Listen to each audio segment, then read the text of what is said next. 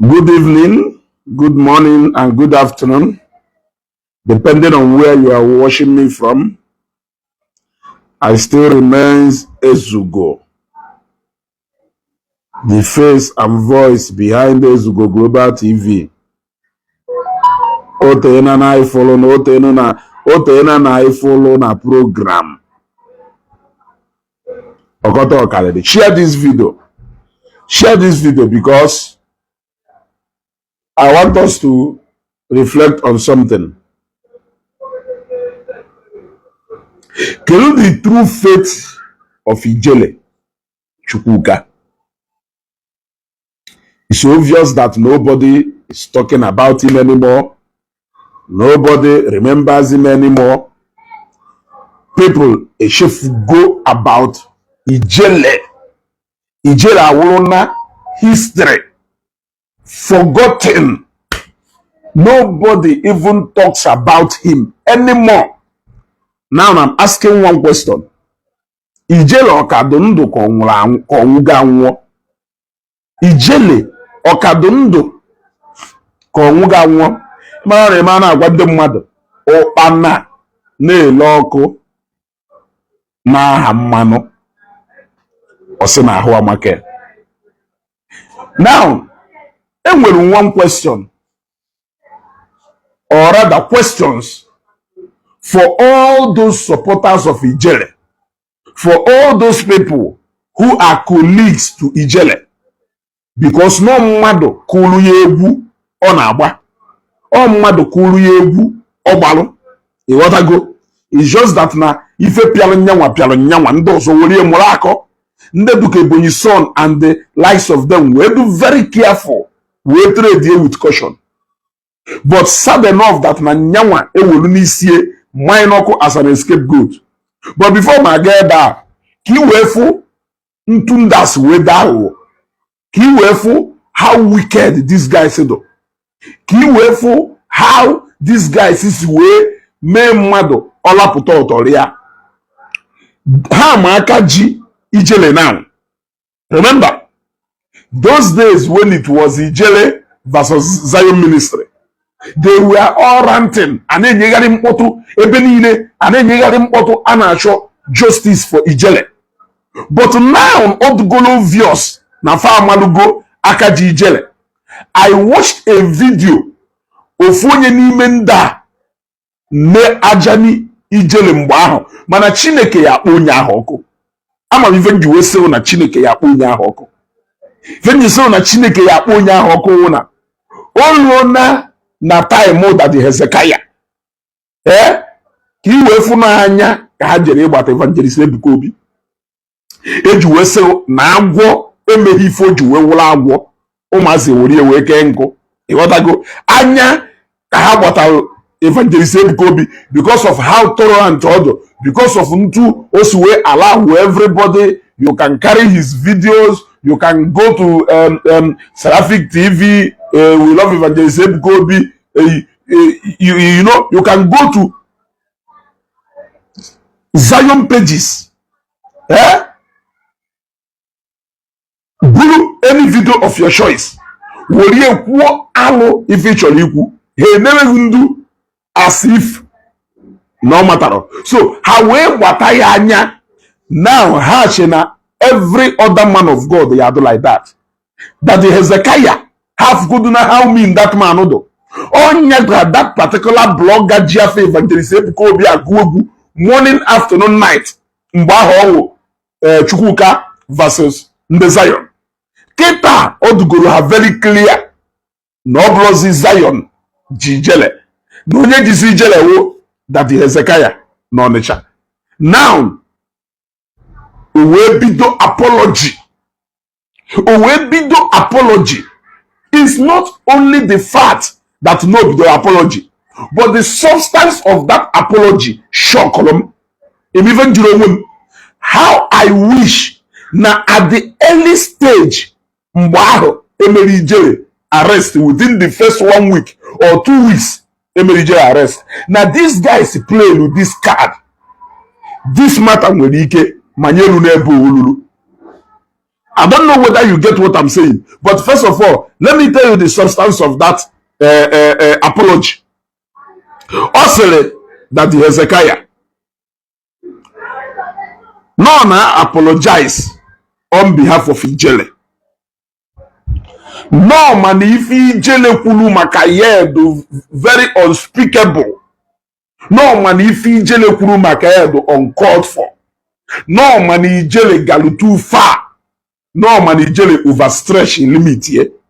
But no na here for the sake of God and Christ, that he should find a place in his heart to forgive Ijele. Weninicha apology Udele, even though that it did not go far. It did not go far. We say, so nanda amari ifefa na-eme. Come on, they actually know the people they are after. They know the people they are after. Remember, even Jerusalem, no one at that particular thing, now all of them, they will similar thing within the first 1 week, within the second week, or within the third week. Ijele arrest. This matter will get or yelu. But how do busy now? Jayike do busy now. Nejen and case show and publication. Hane jubilate devil that it is going to end like a 2 days or 3 days matter until they messed everything up, or until the time they say already realize no nyana hane mifewo shaft. Until the such a time they say already realize no nyana hane mife wo afano. No nyana hane mife wo so onu ko no action. But then or to go to all that long go take it. Kada the Hezekiah will take advantage of that situation. Now, when I ask them what is the way forward, how wicked this guy said, why is it that now these people cannot organize a committee? Three family members Ijele na this committee. Owo na mama Ijele dundo. Hati mama Ijele na this committee. Hati people hafirulu no nde nwere ike hapụta kwuo okwu mmadụ anụ onufa. Why can't they organize this committee and head straight to Onitsha? Why can't they go to Onitsha? Jane church that Hezekiah has alleged. Let me put it this way. As alleged, yeah, let me put it now. It is alleged that no, that the Hezekiah will Ijele because of almo kulu nono, alo ema kwano kulu nono, enurifo kulu, and the ema nifo kulu. No, he cannot even prove anything. He cannot prove anything. Why can't you people organize a committee of people and head to that the Hezekiah's church in Onitsha? You people should go there and tender a public apology. You people should get Ijele to apologize to this man, because indeed, Evangelist Ebukobi has forgiven him. Hapu makoye made the apology na say nifokuru makata the Hezekiah. How many of them condemn Golu Alo Ijele Kurumaka, Evangelist Ebukobi and his family and his church members? How many of them do bold enough to condemn Alunine Ijele Kurumaka, Evangelist Ebukobi, Zion members and church? Not to talk of the whole threatening that church and its members, even the spiritual director. The fact that na onye ọ na-apụta ọsị na ọ na-ekwu eziokwu chukwu wee sị eziokwu jighara ese, eziokwu chukwu wee sị eziokwu jighara ese. But up till today, look at how you people has forgotten about your hero. Look at how Ejike has forgotten about a force to contend with. Look at how you people have abandoned him to his fate. Ijele dundota onamaho. Ijele nwanguta The fact that now the moment unu shoputalo no hoziaka evangelist Ebuka Obi Ijele, you people forgot about him like he doesn't exist. The moment unu shoputagolo naka evangelist Ebuka Obi apugone Ijele no, you guys abandoned him like he doesn't exist. What is the moral lesson in this particular thing? Evangelist Ebuka Obi with the target. Ijele is just the bait. Trap ka eji Ijele wee kwe. Ijele do so empty to go and fall into that trap. Onya wee kushie. They abandoned him. But ọwụlụ na ha ka nwere information n'ọzọ yonkajie, they are still willing to drag that matter further because their target is Zion ministry and their target is evangelist Ebuka Obi. Onweze ha ji that the Ezekaya eme. Onweze ha ji eme. Ọgụgodu na redeem. Urugodu na winners jie. Onwere ifefa ji ndị ahụ eme. Target we evangelist Ebuka Obi. The moment aka epụrụ na di okwu nyụọ kelife ha na-eji drag that the Ezekaya for what ka ha na drag ya? They can't drag him because it's not their target. Now, na ha mechiziri ọnụ to whose advantage and to whose disadvantage? To Ijele's disadvantage. When are you people going to organize yourselves as a committee of people and approach this matter? Jekunu onye ji Ijele ifa, jenu yoye mgbagalo, you people should visit Ijele. Get Ijele to apologize to a man or slander. Without that man, he may anything. He may eji, omehoyeji.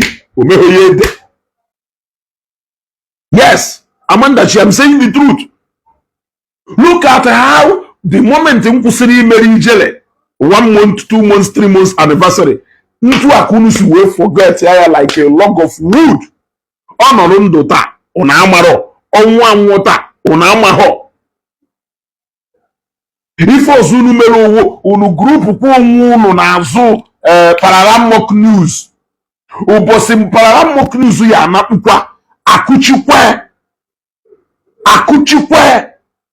ụbọchị ahụ una abandon kwe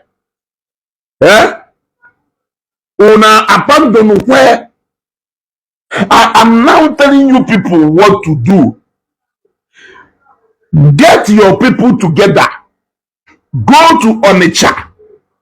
Apologize to the man who never for one day mentioned Ijele's name. But Ijele picked on him for no just cause. Because no serena the church guru wayo. Church guru wayo. They show that particular pastor guru wayo. It should be you against that pastor. Yeah?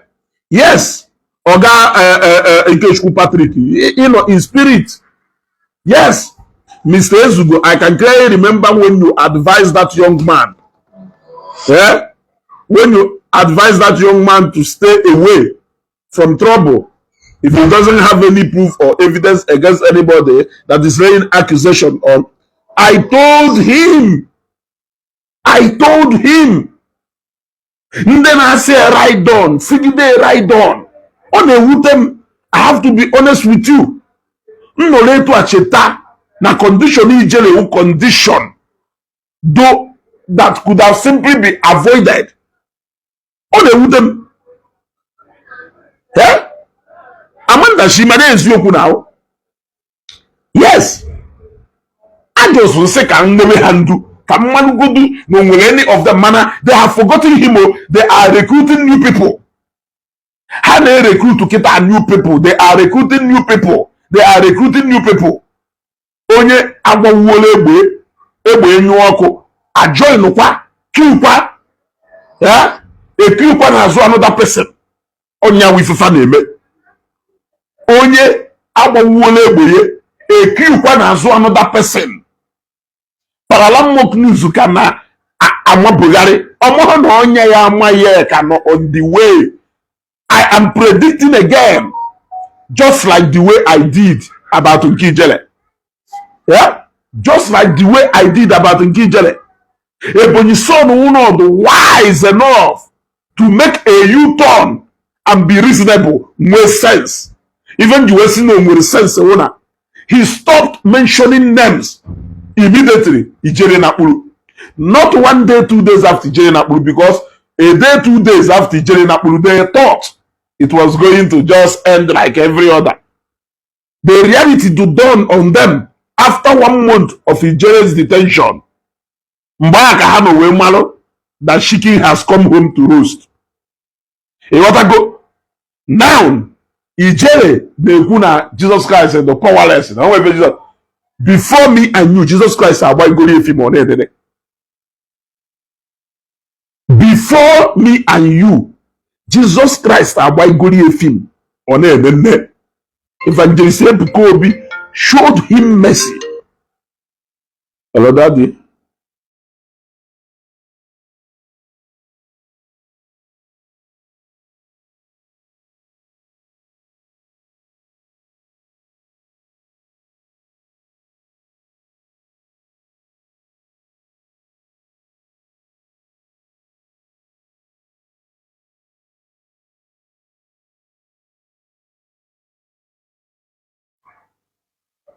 So, let us continue. Let us continue. You want to go? Mbao ka the reality to dawn on them. How we maro no get belona na mbawu. Ono allow the guy. One mu mwenye iberibe. Asori he shake him money with an offer.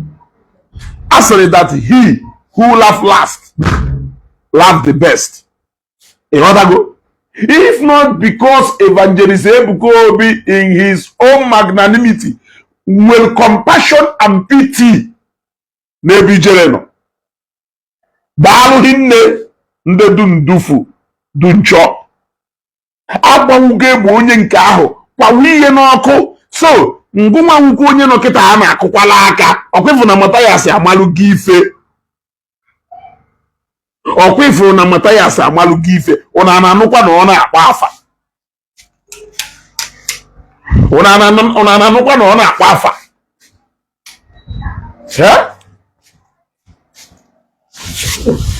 Ụna na-anụkwa na ọ na-akpa afa. Mana anyị na-eti mkpu ihe mgbe ahụ na-asị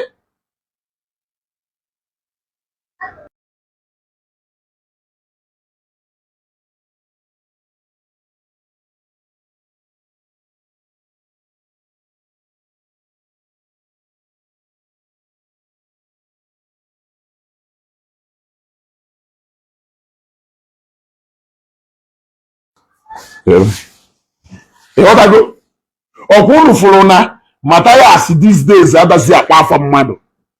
It had to take Ijele's predicament for all of them to learn. Okwifu na Ebonyi son and the rest of them are no more calling people's name. Even when they call names, they call it with sense. They no longer mention people's name with impunity. Like they call your name, they call your surname, they in fact, they identify you as if it is a no man's business. But mistaking Kurumegoleme, how are you people going to correct it? That is why in say, what is the fate of Ijele? The fate of Ijele lies in the hands of Unundedun Tufudun Cho. Unudufulu, that guy. That guy want today. Obalaya Dunisiuno. That guy want today. Obalaya Dunisiuno nine.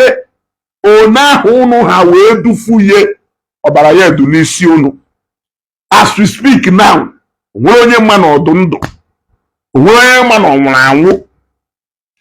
When was even the last time Obial court? I am asking. When was the last time or appear on a court? Who knows about that information? Nobody. And nobody cares now to even, after all, ngoma wonile na akwa Wolunka we malife. Wolunka we malife. Unokatalu pikie or go against people who are going their normal businesses, doing their things without even calling your names. Matthias Sewuna every morning, Pastor Nkaji say, Pastor Nkaji say, Pastor Nkaji say, Pastor Nkaji say. Hence, IJ responded to him. Mana ndị niile ahụ ọ na-akpọ, onwere any of them kpọrọ ya afa? Onwere any of them address ya? Nobody. Nobody. So, kelebe that provocation si wee bịa. I want to know, Ebi Ijele, Matthias, and the rest of you, si wee nweta that provocation melu unu ji wee do so obsessed that you people do ready iwo l'ọkpụ unu mine ọkụ. Unu do ready iwo l'ọkpụ unu mine ọkụ for a cause that has nothing to do with you. Echorozi Chuka, chedebe ụka, onye ya eji ụdọbịa kpụrụ ụbọchị ụka. Afubo mebe ji taya agare na apia ndị mmadụ. You must come to church. You must come to church. Bịa Jesus. You in Jesus optional. Onye na force iji ụka bụ optional. Nobody is forcing you. Onwe nwuru na decide ya na ịchọrọ ịna n'iyi. Iwe sị na anyị niile ga-esorịrị ịhụ na n'iyi. Not by force. Na anyị niile ga-esorịrị ịhụ na n'iyi. Not by force. It is by choice. Inani is by choice. Ibulu is by choice. So, naturally, Chuka, it is your choice.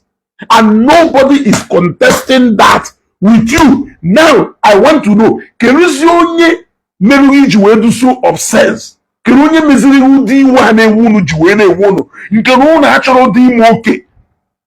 Ono community gidori udagidi. It has to take Ijele to be the sacrificial lamb for you people to receive sense. Now, I ask a question. What is the fate of Ijele? I will answer it. The fate of Ijele lies in the hands of all you who deceived him. Matthias was wise. Matthias wunyakawo the Ijele of today. Matthias ki Ijele akeji we marife. But Matthias being a businessman, Matthias being a man who doesn't even want to be disconnected to the enjoyment on a way, even one day, was wise enough to choose freedom, to choose wisdom over pride. And that is why Ojuwe is a free man today. Because one yamaka koka nya ifemeye Ijele ewe wuri ewe mulako. Now, I remember how Ijele was confronting everybody during the time of arresting Matthias. Did you hear Matthias say pin since you arrest Ijele? Ana majo ajuju. Since you arrest Ijele, ubolone ke fudanalo Matthias putare may broadcast solely maka Ijele's arrest. Ubolone ke fudanaria. He cannot do that. He cannot do that because they have all learned through his experience. He was arrested. Omeho 24 hours away arrested. Owori bele gbegari no office ni na ayo biko anya mmiri na dasisi na anya. Because no man if a freedom. Now, come to think of it. Keri ife ya warranty Oyejuwe sacrifice all these things, life and everything. Just because na Jesus Christ of Ubohanya na yana eme isoko go na wesere hanab. Ajuju kan na ajuju kerife na wesere hanab. There are some reasonable questions so ya we ju onwe ya ajuju.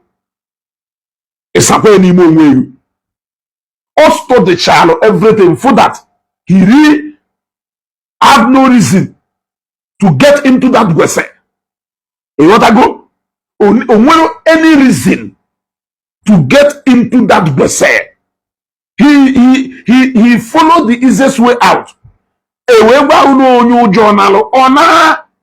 Wisdom.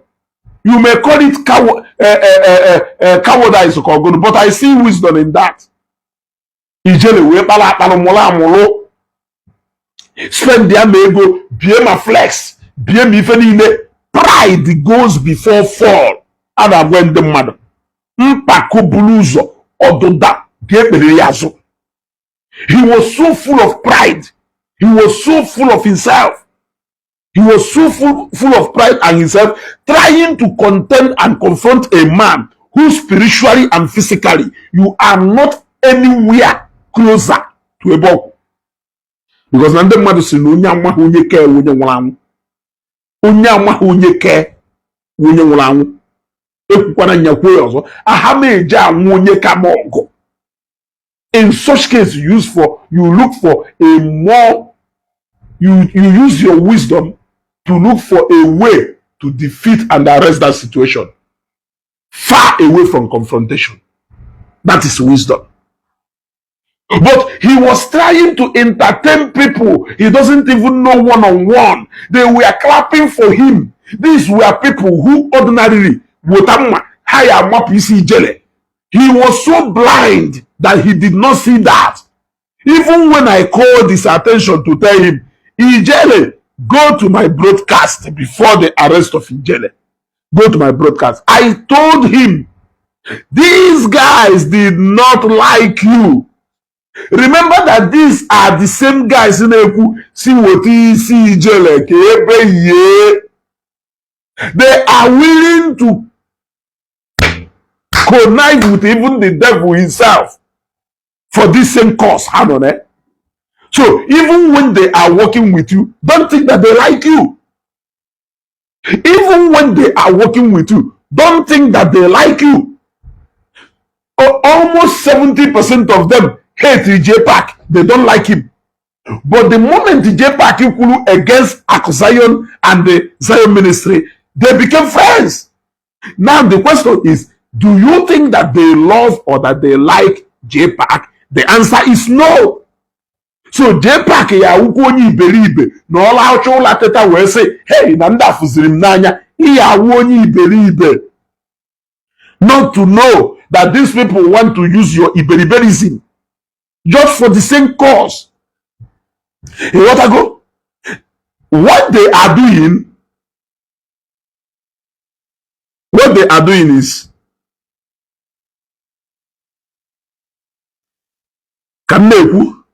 then I will show you exactly what they are doing.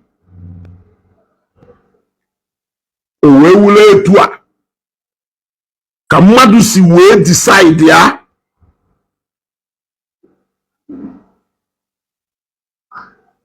When the remaining 2024 year,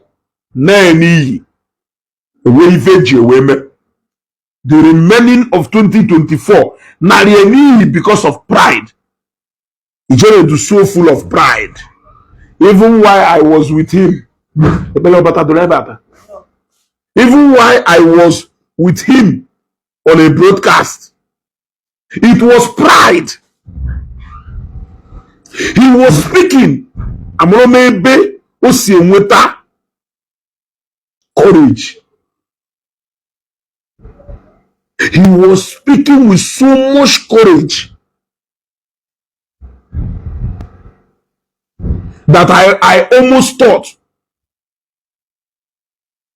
look at what they are doing here. I posted this thing na my main Facebook profile 22nd of July 2016. Can you remember when you chop the human nature and how human beings behave? That is why na my page. That may make it like Yamo, even those people who chat me privately when I make posts about VDM. I told them, men give and they say Kobi, Kualo Maka, men go gechi like her, come on. A man going like her, web no be you. I am not here to romance your ego, because you cannot. It's better namu made mistake, mano mistake melu out of my own decision, rather than name. Can we please hear people? I don't even know their genuine intention towards me. Now look at what they are doing. when one person doesn't like you, like you, they look for another person who doesn't like you. When somebody doesn't like you, Ebudon, I greet you. Alicia, I greet you. They look for another person who doesn't like you. The other person recruit others through more networking. Onye nke a achọtago ofu onye like ho ọchụ onye ya na-eshi alụ the same thought n'ebe nọ. Onye nke a achọ other people ya na ha share the same thought. Makayo, are you getting me? Now, they sit to discuss how much they don't like you. Take this part, very, very important. If you want to understand this life properly, pay attention to this particular thing now. I start again. When one person doesn't like you, they look for another person who doesn't like you. The other person recruit others through more networking. They all sit to discuss how much they don't like you. But do you know the funny thing? Do you know the funny thing about these people? Which is what Ijele, J-Pack, Eberison, and all those guys fail to understand. This is the most funny thing that these guys fails to understand. They failed to understand it.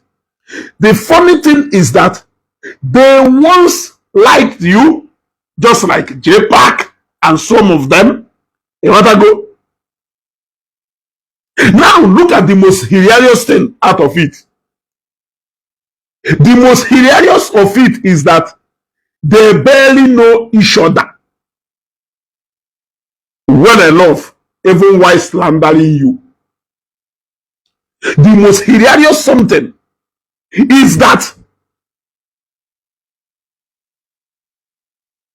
they barely know each other well enough, even while they are slandering you. How know anything about themselves. They are strangers among themselves. But what brings them together is you. So now, if you are one of them, you will think that there is love among the rest of you.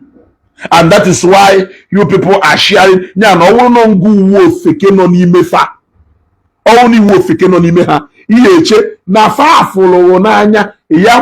they don't know you, they don't even care to know you, they don't even care to know you, they don't even know anything about you. It is all about Onyaho Onokbolase. I will continue regardless. I will continue regardless. Now, look at now the most insane thing. The most funny thing, which is that some of them once like you. The most hilarious is that they barely know each other, even while they are trying to bring you down. If I was similar to all those people who were fighting Ogechi.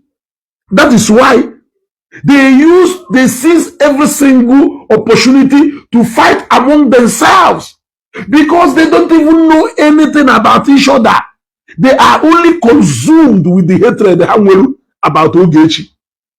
They are consumed with the hatred about Ogechi, that Mr. A doesn't even know why Mr. B hate Ogechi. Mr. B doesn't even know why Mr. C hate Ogechi. Mr. C doesn't even know why Mr. D hate Ogechi. They don't even know anything about themselves. They are only consumed with that common hatred. Hanwelu nebo Ogechi no. Muri feta. No one shall muri. So like I said, I've told you the funny thing. I've told you the most hilarious thing. Now let me tell you the most insane thing. The most insane thing is that they don't even like each other. The most insane thing is that they don't even like each other, because J-Pack will be fooling himself. No one no believe in Ebonyi so na kelafa ya no onye obodo e wolu gi feni no omelie or even no kunu make oti behind him. That will be the highest deceit of the century. So Harry group sha Harry group garewapa. Harry group garewapa. It will be so insane of you among them to think that they like you, or to think that there is love among you people. There is no love. There is no love. And that was exactly what Ijele failed to understand. Ijele failed to understand that now more than 50% of people who followed before were Yase because of Ife Biafra. Now, when he went after the church, when he went after pastors, the moment all got against Evangelist Kobe and the rest of them, some of those people who hated the year, because of that common enemies Hamwell at that particular time, they all converted into his fan base. Just for that particular, it is circumstantial. It is for a moment. It is temporary. It is restricted around a certain interest. He was not wise enough to know that. J-Pack and the other guy, they are not even wise enough to understand this game. No one are playing on Facebook. Like I said, it is also found among people who fight Ogechi today. Yes, go and check many people who fight Ogechi today. Some of them don't like each other. They don't know anything about each other. Some of them were once friends. Some of them once liked each other. You want to go? But inform that they are all fighting from the same angle. In most cases, different weapons. You also find them among the people who support Matthias. Different intentions, no love among themselves. They are strangers among themselves.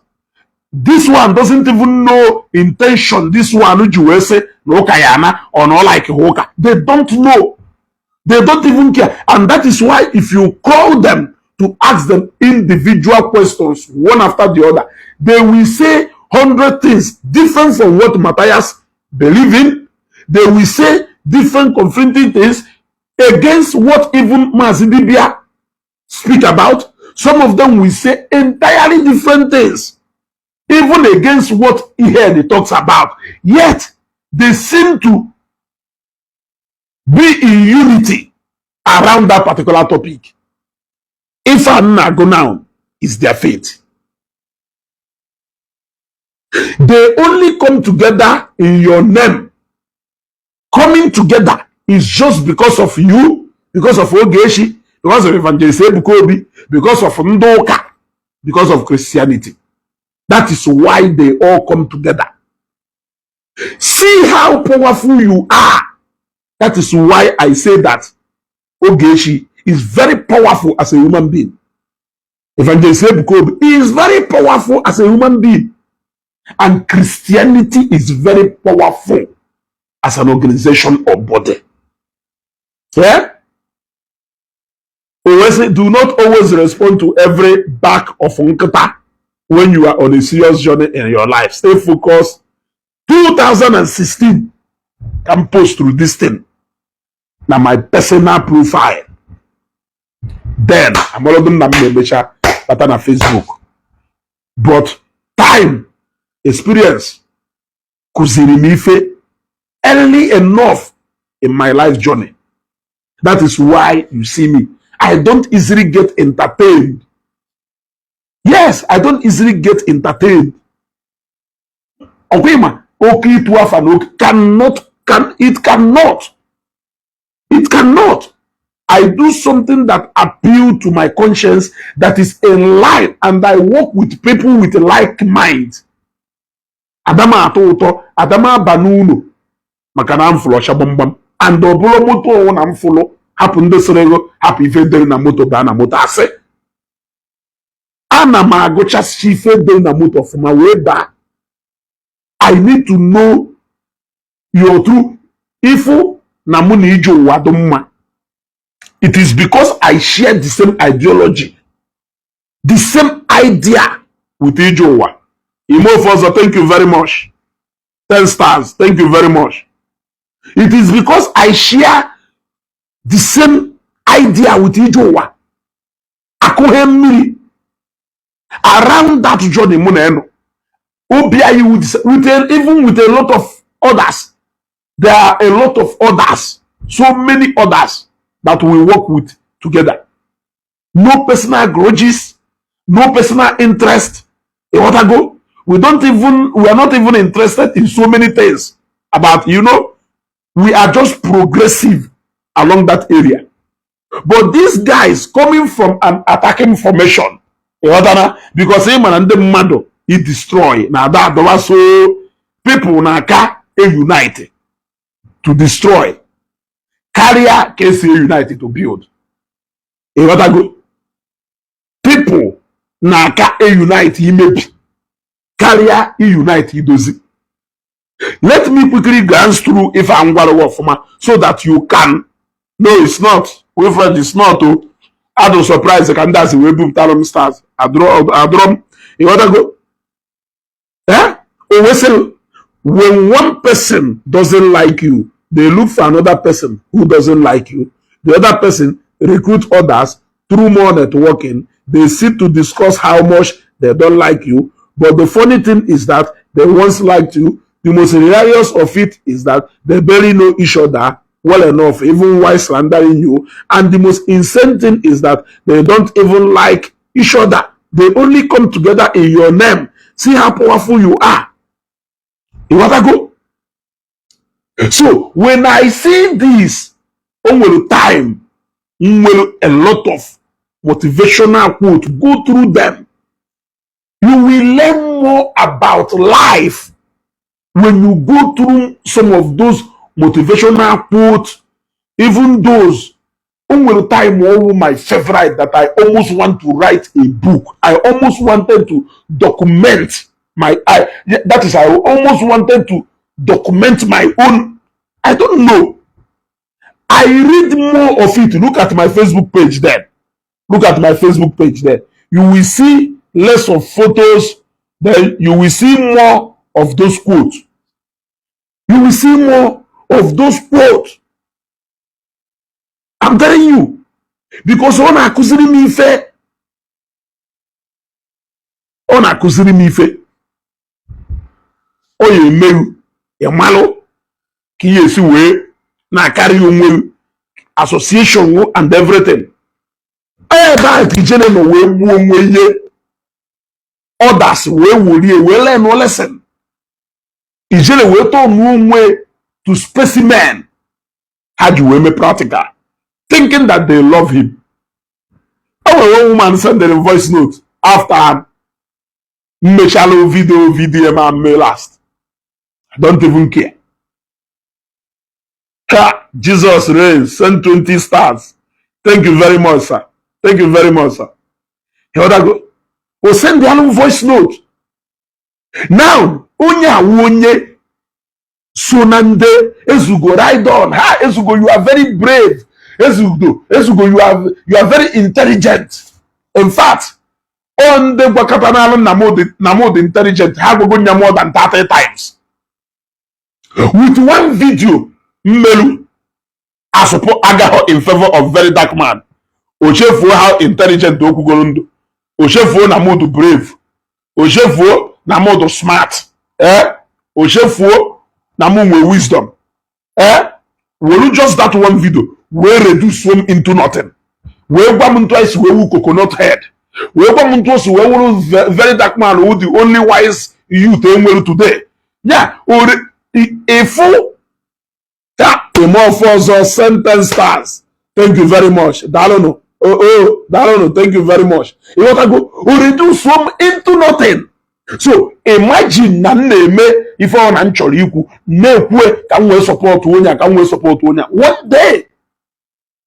That is why you be yourself. Let your wisdom guide you. Wisdom is profitable to direct. I ask a question again. What is the fate of Ijele? The fate of Ijele lies in the hand of those people who deceived him. You guys should swallow your pride. The game is over. The game had to go long over. Except if you people are so blind that you did not know when the game ended and the reality which you people preach set in. What is happening in the life of Ijele today is the reality that Matthias has been preaching about. Put your pride aside.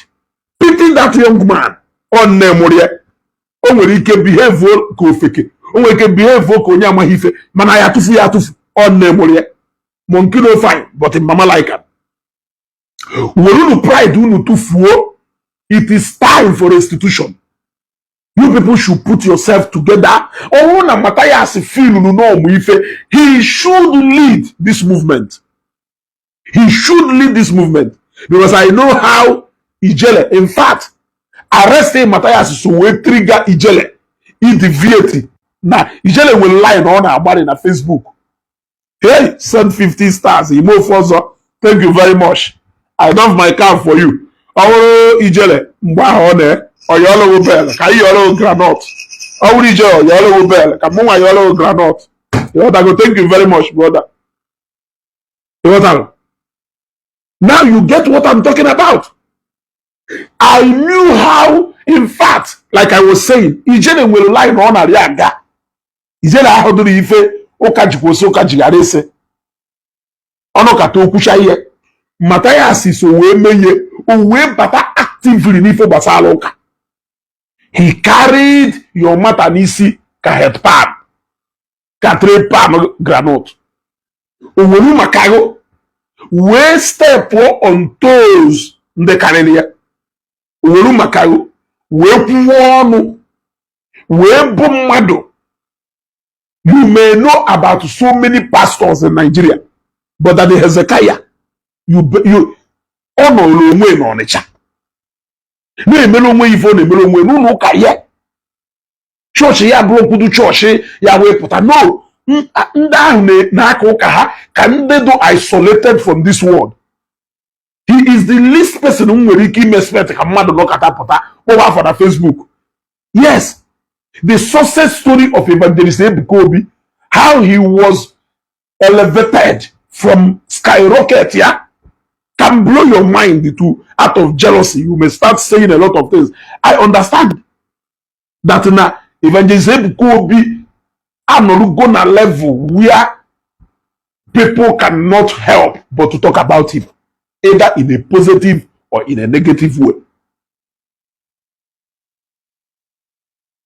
But that the Hezekiah, Kelu, he got to go.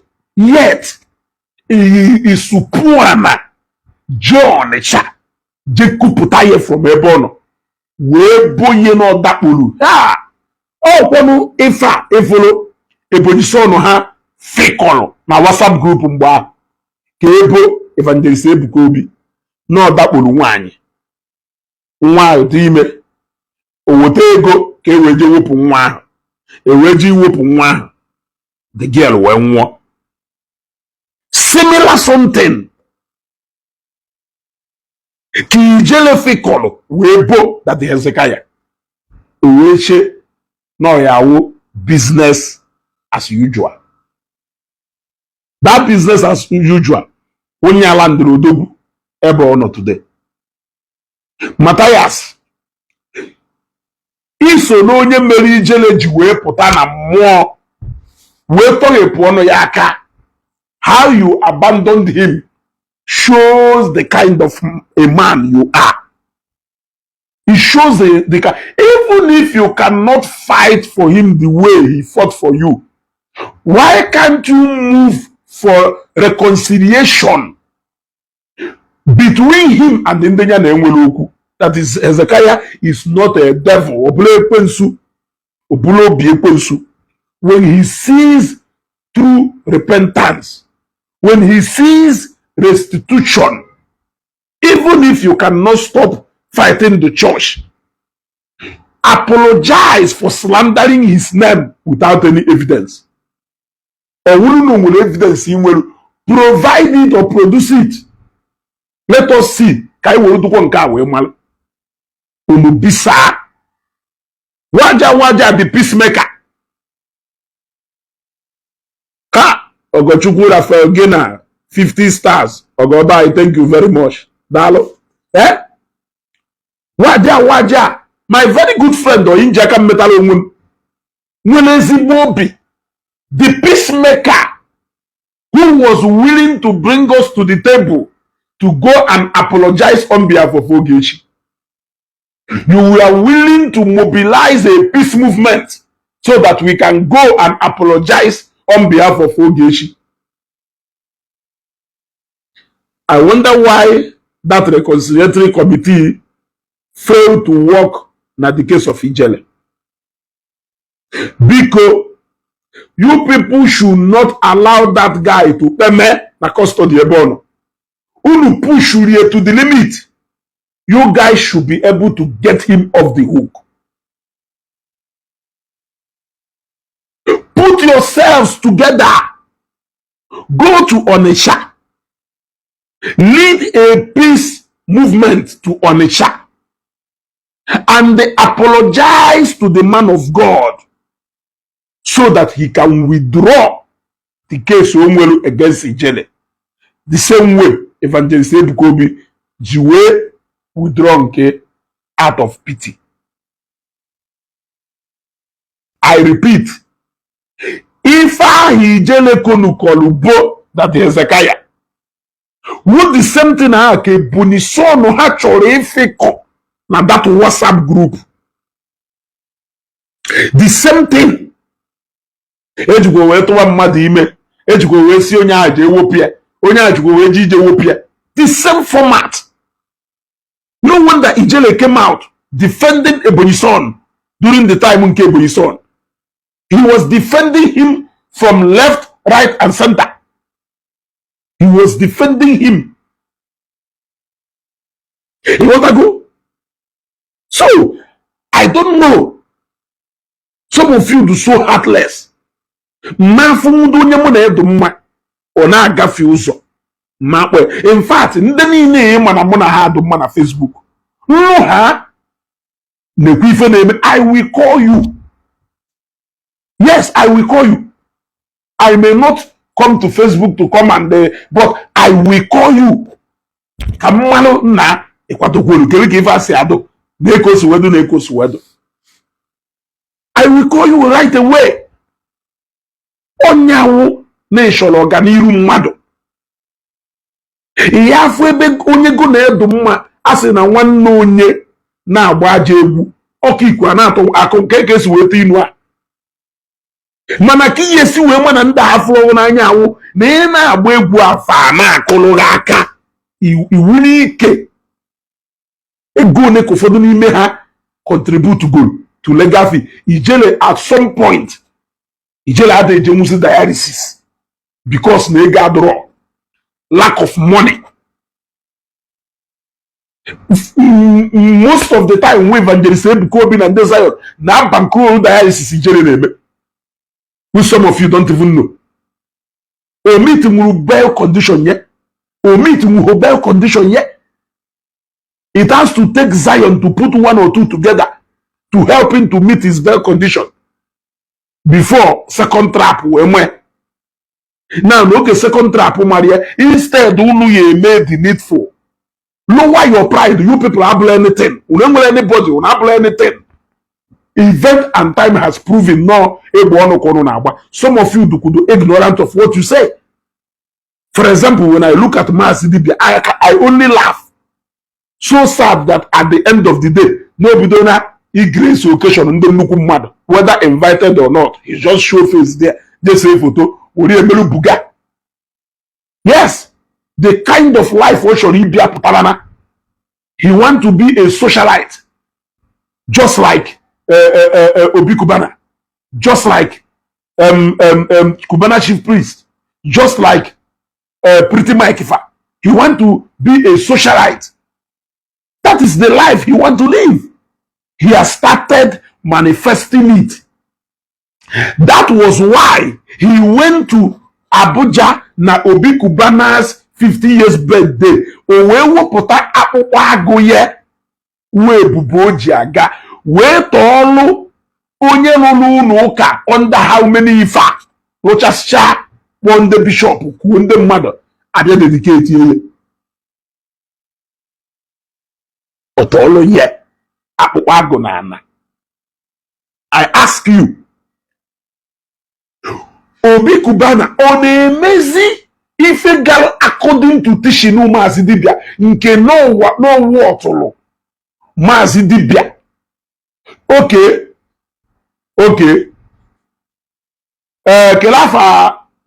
Kelafa aka ji ofe Igbo a kelafa ya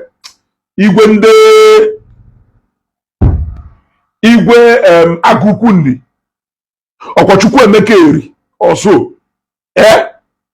aka ji ofe ndị ji ofọ bụ omenala Igbo n'isi oweruda na akpụkpọ agụ a dewelie ka ọzọ ya ọkpa now ya na Tobechukwu Osigwe ọsọ nke nne-ewura ya Tobechukwu ka atọrọ ogologo na-emetakwa ife ọdịnala na ife omenala ya na ya dị mma oweruda n'ife ahụ tọrọ na ka ọ gaa n'elu. Ana m ajụ ajụjụ ọtọdanarị Matayas ka ọ gaa n'elu ya. Ndị awụ ndị ya na-achụ ofu anụ, ndị awụ ndị ya na-egbukọ n'ofu akpa, ndị awụ ndị kwetara ife okwetalụ ọtọdanalụ kelafa ya kwekwe na Accra Ghana kelafa chetara ụnụ m afọ na ọtọdanarị ndị ahụ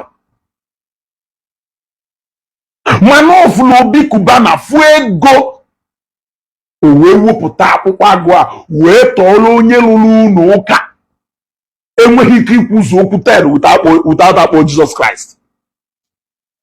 Interview niile mere ihe ọgwachaghị ifinidi ọgwa Chukwu God nọ Chukwu ondegba nọ Chukwu nyere ha ego ya ka iyipụtara akpụkpọ agụ gasara n'ala. So onye nke ahụ egosigo anyị he want to be a socialite. Eze ụzụ na Ichida eze ụzụ na Ichida va ndị nya akpụkpọ agụ na-akụ ma mgbịrịgba omenala be anyị. Ndị nke ahụ ịtọdanalụ ha akpụkpọ agụ ahụ ka ha zụọ ya ọkpa gafee. Ajụjụ ka m na-ajụ mana Obi Cubana nwara ntịrị gbakene m according to what you preach, according to the noise ọ na-emeki na Facebook. How many of those things ọ na-ekwu ka Obi Cubana live golo up to warrantịrị iyipụta akpụkpọ agụ a tọọrịa na ka ọ gaa n'elu ya. So the guy just iji noise ya kerife a na-akpọ etymology, catamology, physiology and integrology. Ọ just iji ya wee get your onwe connected to those that matters in the society. He want to use it as a face to connect to people actually connect. What he wants to aim and achieve with it. Nwadike amaro. Nwadike emerogono amaho.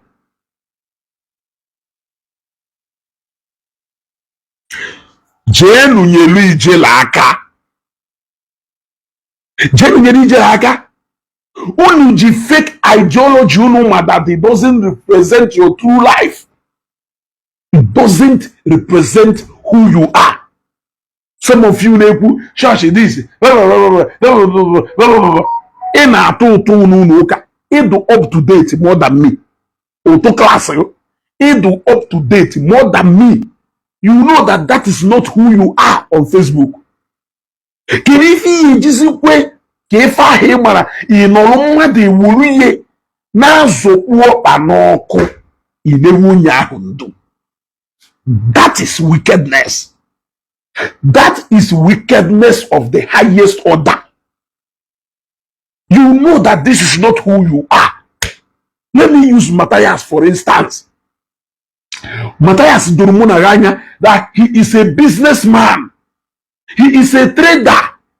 He sees money in every situation. Yeah? That is why he was able. That is why he was able to squeeze in money language into every single thing on a. He used publicity or create your own way. Will better into real estate business on a. You buy land without even him stressing himself. Number one. Number two. Ofu na the moment who disagree, follow out with all those people. Nyana ya follow formula charity foundation that he needs to fall back to somewhere else. We assemble a lot of umokorobiaye, umunai, nde no chobodo iwa achọghị inyere onwe ha aka. Nde ya wa ana agwụ ibi ha na-eto afọ. We assemble ha, we set office n'isi ha. Ha we na-atụkọnyori ego na foundation ye. We la build onwe. We la build onwe.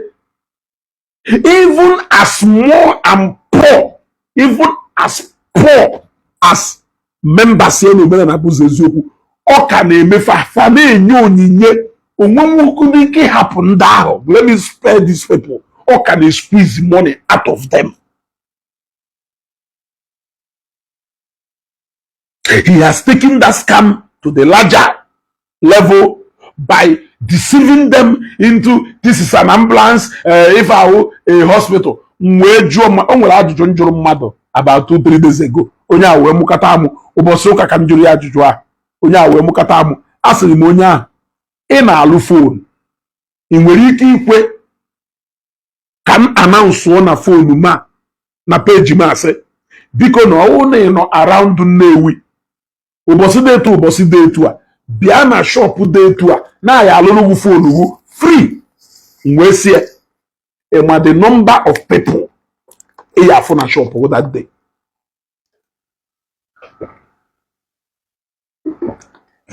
Mwe sie. Ema the number of people ya phone na shop that day. Ona enem n'anya. Mwe sie.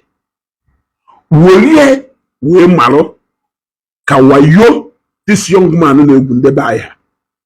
There is no free hospital anywhere, I dare him. It is a scheme. It is a scheme. It is a scheme. A scheme well orchestrated to deceive ụmụnna ya n'obodo oyiwo. Achọghị inyere onwe ha aka. Achọghị inyere onwe ha aka. So if I na-achọ osife ya agasabai, haya de tie ego na. Free hospital do na mkpọ. Moto wee ghara ide road na Nnewi a na-eje mkpọ. Onwere mgbe ya bata na hospital ahụ efukarịa mmadụ 3 ifo wuzuko free. Bịa rie, ọwụ bịa lụọ. Ama ọ na-eje kpọta ofu onye otuto toru n'anya. Gosi ya sịgo ma ọ anọkọta asịgo na-edeliver nwa a bouncing baby boy delivered. Amansi. All a free maternity hospital, where one day, every day, I ada na more than 10. Every day, I gana na more than 10 na that hospital because it is free. Bialie ablo bialo.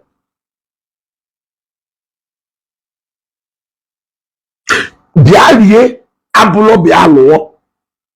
Nyaki idemeri ife doka free hospital. Umuro mbu iye jibi eba ndene eba he rule 5. Ndene eba he rule 3. Wayo anyocha. Ke wori we na eme aso nanya. They squeeze in money in everywhere. Wori na organize onwe ha. Ijele we nelu ha anya. We je da ofike. We bula apa. Those people cannot even wait for their condition to get worse to Ijele before they use the easiest exit. Matthias did it. Who else cannot do that? He did it. In any slightest opportunity, he did it so many places.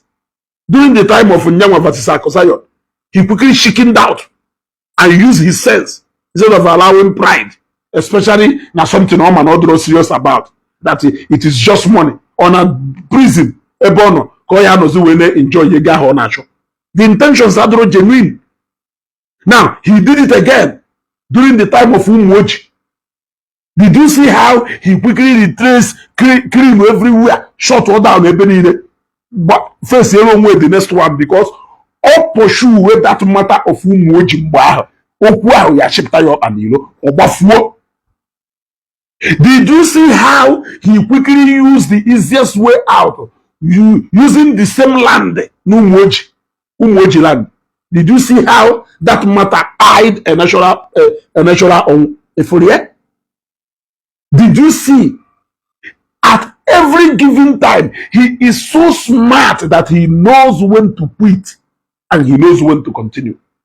He knows a matter that will go na his favor. He knows the one that may expose a lot of things. Oh, wow, 440. In that way of favor. In that way of favor. Nyaki Ijele jiwe dana no because no chenande nya na achu ano. Uwo the same ano ka ha na achu. Omo na nda mari afo be ka ano. They have forgotten about him. We are going to remember him. We will bring his matter and treat his matter as day goes by, so that we will use Ijele to remind them that we were coming from somewhere before we got to where we are today. What must you people do? Association of deceivers, association of zombies. Recruit one like that. Unejeten that unreserved apology to that man on Onisha. You here, Frago, thank you very much. You here to withdraw the case against Ijele, so that Ijele can walk away to freedom. It is not fair that you people abandon that guy there. That guy now tafufu if you no subject into. Mono supposedly that where akanyo. Ono na where me on. What did I not do? What did I not do? I tried everything possible to make him to see sense. Where is Gulu? Where is Gulu Igbo today? When withdraw one method, he even have the nerves to come to Facebook to come and tell me Nandi Igbo like Ijele, that Ijele is this. But you knew no na like it, yet Onoseno a force to contend with. I remember Gulu challenging me on a live broadcast. No bulu nande Zion si no jada atofa had Ijele aka. That the day they will touch Ijele will be the end of Zion ministry. I remember him. Even when we are discussing about serious matter, on our value, but as we go look at Ijele. Now Matthias Ekubo half of Ijele Kuru. The way Matthias arrest. Kirife Pata na Eje arrest Ijele. They keep reminding us to arrest Ijele. Not because they have anything they want to do. Not because they know that in Ijele they're capable of handling that situation, but because they want to test the waters, or they want to use you as an scapegoat. So, use your number 6. Use your number 6. Go na Jesus ada azana. Ejo ni Yesu zie. So we zie ni nka ahu ye mere ife. Hapu zie ni nde na eso okwofeke ka anyị amaghị ife anyị wụ ndị riri eri. Yes, ngụ nwa ahụ onye riri eri ikekwe iri bụ onye abalị taa, ikekwe ije hori afịa taa maka na ifu ego moto mana erighị onye eri. Hapụzie anyị ndị riri eri. Si rie eri m, in fact ha rie mụ narụ chenji, ha richalụ mụ ndachi ha ma chenji sị ha jidenụ ma chenji n'olulu unu merezie nke ahụ esi nọ nya best. Okweghị eme, okweghị eme. Unu wee lee dimkpa mmadụ na ndụ wee mara ife. Kịta onye chọzi ikwu okwu ọkpọ nwa bebi virgin, ọ ya akpọrụzie afa, ọ ya akpọrụzie afa. Ọhọzi mgbe a na-akụza ya na ozu nwụrụ anwụ. No, no, Chineke ya ajụ na ajụjụ n'isi Ijele because unu nedoro ya anya o wee kpafuo dịka atụrụ na-enweghị onye nche. It is still time. I don't know his fate where he is, but I know that na ọ bụrụ na Ijele ka nọ ndụ, his fate lies in your hand. Because unu lafuru ye. Ijele wee dee flex ka ọ pụrụ Abuja wee chọrọ agụ wee bịawa n'ọnụ agụ na Lagos. Unu na-asị ọkụ Ijele nọ Lagos, you people should go and arrest him. Maka ngụnwa maka parala mock news a na-asịkwa. They know they just want to use you as an scapegoat. Ọkụọ ha agbafelu, ọkụọ mana ha ama na ọya akụ, but ha just chọọ ka ha wuru nne wee mara na ọya akụ. I think I will leave it here. Tomorrow is another day. Ka abalị amara mma. Ndị niile sendere stars, I appreciate you people. Daalụ n'hinne. Tomorrow is another day. Signing out. Kachifo.